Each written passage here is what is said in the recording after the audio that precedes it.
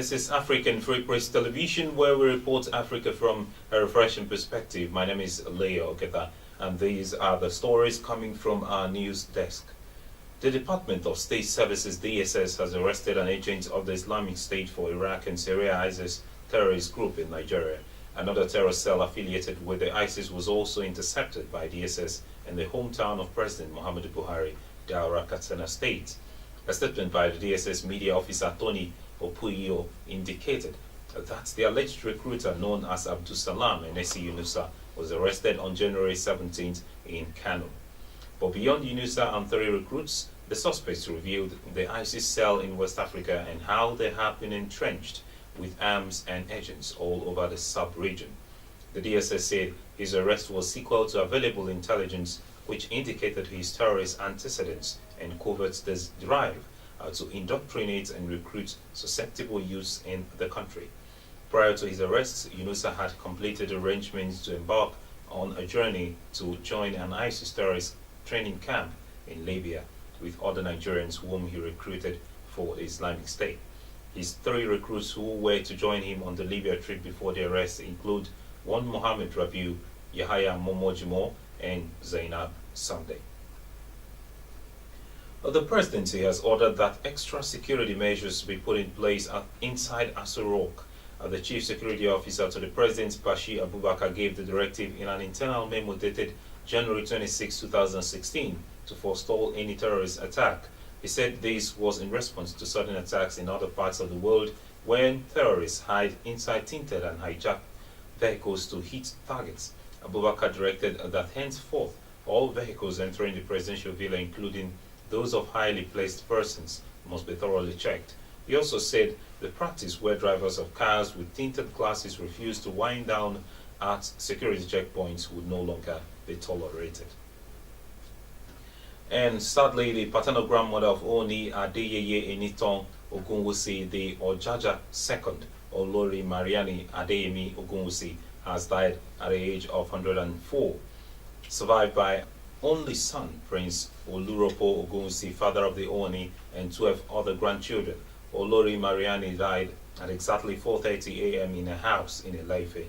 Director of Media and Public Affairs at the Oni's place, Moses Olafare, who confirmed the incident in a statement, said the late Queen Ogunwusi, fondly called Mama Alaso, might have had the premonition of her death, as she said she had in the last 1 month been placing Oni Ogunwusi's picture on her chest, either while sleeping or sitting, always thanking God for keeping her alive to witness a dream of over 40 years.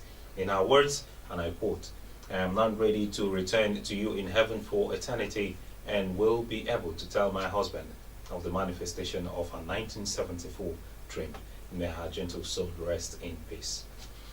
And now the National Assembly says its proposed date of February 25th for the passage of the 2016 budget is not feasible. Addressing a news conference in Abuja, the chairman of the Senate and House of Representatives Committees on Appropriation, Senator Danjuma Goje, and Representative Abdul Munin Jibrin, said the February 25th target for the passage of the 2016 budget is no longer realistic. The 2 lawmakers said that the National Assembly observed during the ongoing budget defense that government ministries have padded their budgets, and because of this, lawmakers require more time to thoroughly work on the budgets. Nigerian former Minister of Petroleum Resources, Mrs. Diezani AlisonMadueke, has strongly denied media reports linking her to unholy relationships with some young men while in office.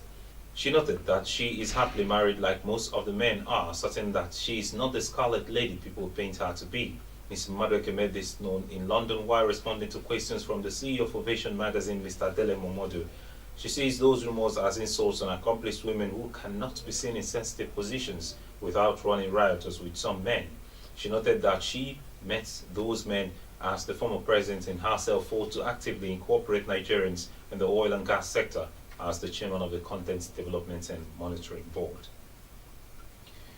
And the self-acclaimed leader of the indigenous people of Biafra, Nnamdi Kanu, has lost his bid to compel the Federal High Court to release a sum of $2,200 and 7,000 naira, as well as his travel documents.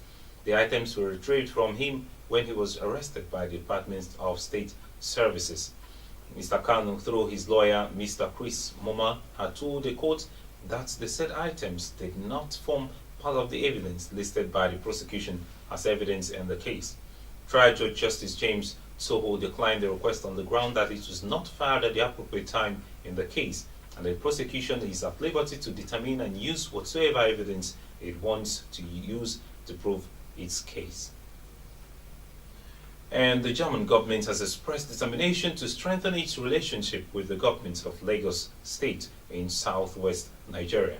The president of Germany, Joachim Gauck, made the disclosure on Tuesday while he was being received by the Lagos State Governor Akinwumi Ambode, his wife, the Deputy Governor, as well as the Speaker of Lagos State House of Assembly at the Government House in Ikeja. President Gauck, who was visiting Nigeria and West Africa for the first time, said that he recognized Lagos as the center of business activities and critical developments in Nigeria and sub-Saharan region. And on the foreign scene, United Nations say at least 40,000 people are being starved to death in South Sudan war zones on the brink of famine.